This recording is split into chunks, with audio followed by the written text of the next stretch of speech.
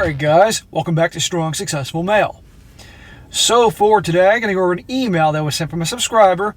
This is from a guy, he is 28 years old, and he's going to share his story about events that happened about 5 or 6 years ago with his ex-girlfriend. He had this girlfriend for like 7 years, high school, college, and then something happened which caused her to break up with him out of the blue. And one part of that had to do with her friends, who were a bunch of, wait for it, raving effinists. After they broke up, as you can imagine, the guy was hurt, but he moved on.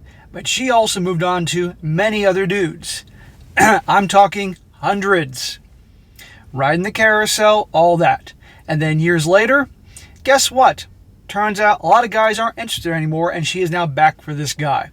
But as you can imagine, this guy moved on, learned his lesson, and he has the pleasure of knowing that at the end of the day, he had the last laugh. He was kicked to the curb because of her effiness ways and had to be a free spirit. But now this guy's on top. And it's a great story, guys, to show you how at the end of the day, they always come back. So for you guys that have been burned in the past, you definitely can enjoy this and know that one day probably your ex will come crawling back and you get to enjoy saying, not happening. And by the way, guys, I'm sure you noticed there's a different background here. My car's in the shop today, so I got the extra one I'm using today. So if the sound is a little off, just bear with me here because things are arranged here a little different. So it starts off, he says, hello, SSM. You can call me Jay. I'm a 28-year-old guy. I've been following your body of work for a while now, and I hear a lot of stories that are similar to what I'm going through right now. I'm not really looking for advice or anything like that, but I just want to share my story with you and your audience. I was dating a girl named Sophia. She's 29 years old right now, for 7 years, from 2009 to 2016, high school to college, and it was great. We went through our highs and lows together, and I thought we were going to last a lifetime. How many young guys think the same thing with their high school and college sweetheart? Oh, we're going to be together forever. And then reality sets in. However, she changed. I didn't know it back then, but politics are venomous and infectious, and Sophia was majoring in political science. Well, notice they broke up in 2016. We all know what happened in 2016, what made a lot of women go lose their freaking minds. And they started hanging out with other women losing their freaking minds, and well, you'll see. One thing led to another, and we broke up shortly after a certain election. There you go. Due to the fact that I'm not into politics at all, but for some reason Sophia and her new college friends would tag me as problematic and a possible dangerous threat to their ideals. You mean, God forbid, maybe you didn't 100% agree with their points of view or their politics, therefore you're problematic and a bad dude? And by the way, guys, this guy, as you're going to tell, is a good guy. And remember how she's breaking up with him because he's problematic, amongst many other things. Remember that when she comes crawling back. And I do mean crawling back. Sophia assured me it was just to focus on her studies, but soon she would ghost me and her new friends would eventually tell me to back off. New friends, huh? Great friends. Sophia did break it off with me in person, saying that I was too nice of a guy right now and she needed to find someone who was more of a free spirit like her and someone who shared the same political views as her. Well, I can get, honestly, if somebody breaks up with somebody because they are completely different in terms of politics. Because in my opinion, opposites attract, but there are certain things that it's helpful to see eye to eye to in relationships. And you got somebody that's far on the left and somebody else is far on the right, and it's important to each of them, it's not going to work. You can get somebody that's kind of close to your views, it's definitely helpful. But for the other stuff, so she can be a free spirit, we all know darn well what that means. We all know darn well free spirit is another way of saying, I want to ride the carousel with enough dudes to fill up a football stadium. And well, you're going to see that's exactly what she does. It was hard to let her go, but I just decided to remember Sophia for the person that she was and not the person that she had become. Sophia did not cut off my sister, Marie, however. Since we knew each other since high school, they had become close. Marie did tell me that Sophia had drastically changed her views towards men, but relatively treated her the same. I did not want to come between them, so I told her that I did not mind them remaining as friends. I'm glad that you didn't go around with hate in your heart or anything like that, because then she'd win. But to be honest, the way she just upped and dumped you after 7 years and made you out to be the bad guy, to be perfectly honest, I'd say to my sister, no, Don't hang out with her. Look what she did to me. Why would you want to hang out with someone like that? Because you know I'm not a bad guy. But that's your business. I'm just saying what I would do. Marie did give me some snippets here and there about Sophia's life because she loved to gossip, and it piqued my interest. Apparently, no man was ever good enough for Sophia's standards, as she was looking for an effeminate version of me. My sister's words, not mine. And when she couldn't find any perfect men, her friends encouraged her to have a wild phase. So, no dude is good enough for Sophia. Not perfect, not effeminate enough, but she's allowed to have a wild phase. So, she can put all the standards aside to ride the carousel and be a free, empowered gal in this day and age. But with relationships, she wants an effeminate guy that she can essentially boss around. That's what's going on. So, Sophia did have a wild phase and even tried to convince Marie to come ride the carousel with her and her friends, but Marie was very conservative and declined every time. Good for your sister. Because newsflash, guys don't want to be in serious relationships with or settle down with a woman when they're ready to settle down, because a lot of guys do, that in any way, shape, or form come close to a wild phase like you're about to hear in this story. Her wild phase meant that she slept with everyone with a male reproductive organ and dropped the whole free spirit and same political views requirement for the men that she would sleep with. During that same time, some of our closer friends started to hear pretty spicy stories of Sophia's escapades, and there was even a time a friend told me that my ex had ridden 8 guys in one night back to back.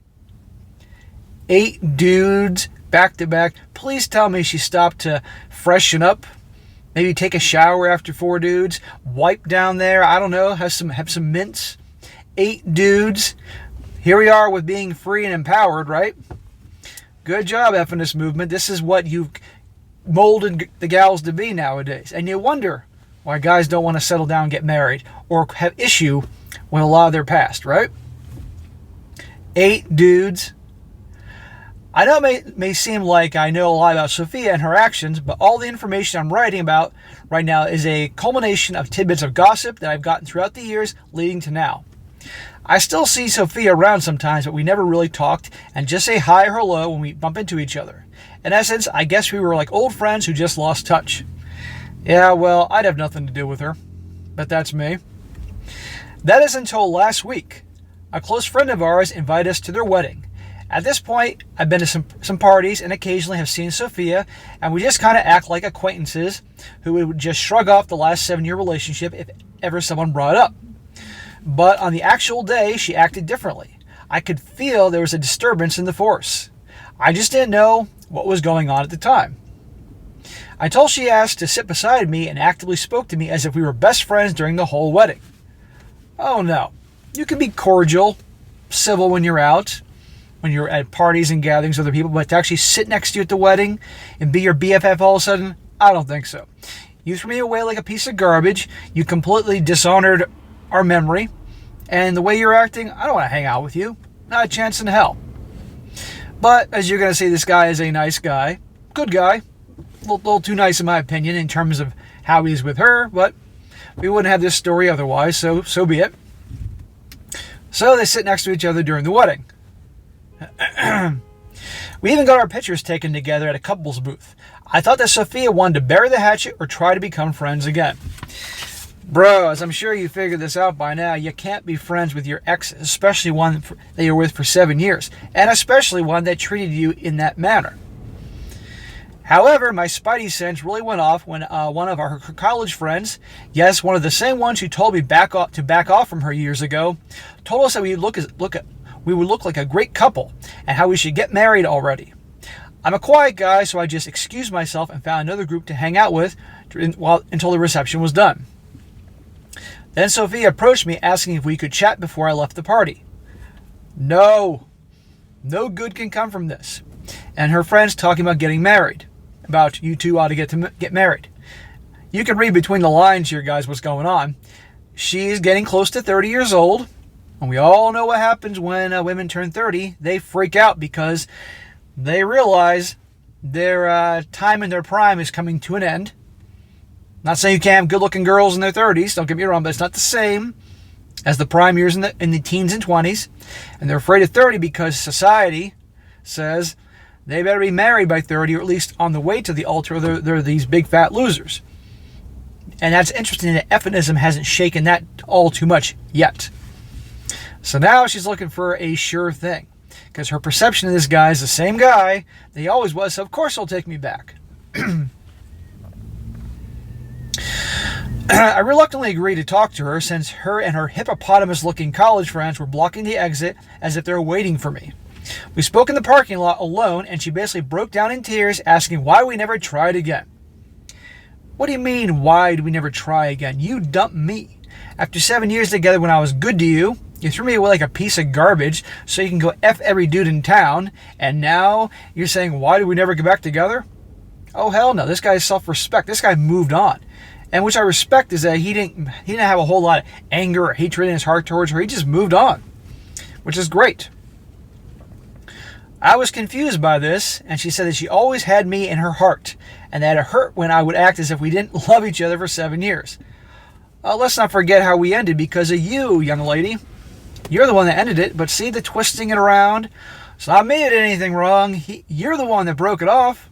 I'm so hurt we didn't talk or get back together. Sophia wanted us to continue where our relationship left off.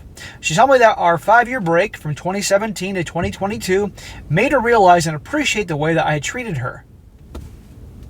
Correct me if I'm wrong, but early in the video, she dumped him because pretty much they weren't aligned politically, and how he was in her view towards women, amongst other things. But now, he's the greatest thing since sliced bread. It's amazing how history can be rewritten. How she felt like a queen and the most beautiful woman in the world when she was with me, and that she wanted to feel like that again. How she wasted 5 years of her life being wild, and she felt used and dejected as men would treat her like absolute trash after getting their fill. Well, when you have 8 dudes lining up in a line like they're waiting to get on Space Mountain at Disneyland to hook up with you, of course they're going to treat you like a piece of crap and like just a body and all that. What do you expect? And people talk and gossip, so you're going to get a reputation. So what do you expect? Act like trash, you're going to get treated like trash. And I don't want to hear this, you listen to other people nonsense. She is a grown-ass adult to make decisions. Okay, but of course, there's no such thing as accountability anymore. Then it turned into ranting about how she loves her friends, but they all gave her shitty advice when it came to men. They would tell her that real men don't care about the number, or quality men wouldn't mind. What the hell do they know? As you said, they're a bunch of hippopotamus women, okay, that no guy would want. And they're suddenly experts in how men ought to be and how men are. No guy wants a woman who's had enough dudes to fill up a fucking Super Bowl football stadium, okay? That's a turnoff. They like conservative, feminine women. It's one thing if over the years she had a few different boyfriends, like someone she was in an exclusive relationship with and would sleep with, as any healthy relationship would go. That's one thing. There were boyfriends that she cared about deeply. But just dude after dude after dude for the sake of having high numbers to show how empowered I am, and 8 dudes back to back, that's something different. Taking advice from her friend. A real man wouldn't care about the number. You got to be kidding me. Sophia didn't want to lie to her potential partners, so she would always be truthful and honest with them, and as soon as they found out her number, they'd ghost her. There were even times that she tried lying about the number, but the stories of her spicy adventures would always come back to haunt her, and she'd get ghosted. Sophia was in tears at this point, and I just asked her what this all had to do with me. She's in tears because she sees you the same guy, the same nice guy, and obviously you are a nice guy, and she's hoping with all the tears and the twisting things around, oh, I wanted to get back together, that you'll take her back, and therefore she doesn't have to turn 30 without having a dude on her arm and all that. No harm, no foul. That's what she's doing here. She asked me if I would love her like I did 5 years ago, and if I could ever take her back, even if she slept with, drum rolls, approximately 300 plus guys. Approximately 2 guys every week for 3 years. Could be more or less, but I'm not sure. It took all my will and might not to laugh out loud at the ridiculousness of this all. Since she was honest with me, I guess I felt I needed to be honest with her and tell her I was in a happy place right now in my life, and I don't want to date anyone for now. Oh, and P.S., I don't want a girlfriend that has been with 300 plus dudes. 300. And by the way, we all know about that old joke that if you ask a dude what his number is, divided by 3, because men are full of crap and they're going to say higher numbers. Ask an average gal her number and multiply times 3 because she's full of crap because she doesn't want people to know how high it is. So instead of 300, we can be looking at 900, 1,000. I'm amazed she can even walk at this point. Sophia started to cry, imagine that, and asked about our plans. She referred to a list of life goals that we made together years ago. One of the plans was to get married and have kids before we were 30. There you go. That 3-0. I told you guys, every time they hate that 3-0. So again, you guys in your 20s, that all of a sudden these girls are suddenly paying attention to that wouldn't give you time of day before. Remember, that 30's coming up. They need to find a nice guy. And what's she doing right here? Finding a nice guy. Sure thing to latch onto before she turns the dreaded 30 without being on the way to the altar. If you guys watch me a lot, notice patterns in all these stories, it's because the behavior is pretty similar. I get to a point that I read somebody's story and I can predict within 2 paragraphs how a story's going to go, how it's going to end, everything. Because there's so many similarities. Human nature is predictable, guys. Anyhow, I told her that those plans didn't matter anymore to me as we are not the same people anymore. Also, that plan did not include her sleeping with 300 dudes, so she kind of went away off script there. Sophia understood, but said that she loved me and would be the best girlfriend/wife if I ever gave her another chance. Because she was so great to him by dumping him after 7 years. She mentioned that since she had more experience and would totally blow my mind in bed. I rejected all that and then left like I had just seen a ghost. Well, there's some payback for you for, what you went through emotionally when she dumped you all those years ago. And I'm sure it hurt you also, the fact that you saw and heard rumors about all the spicy activities and adventures she was doing after you broke up. Sophia has been in contact with me ever since the wedding. She hasn't been rude or shown any symptoms of being a stalker. I still occasionally reply to her, but never strike up a conversation.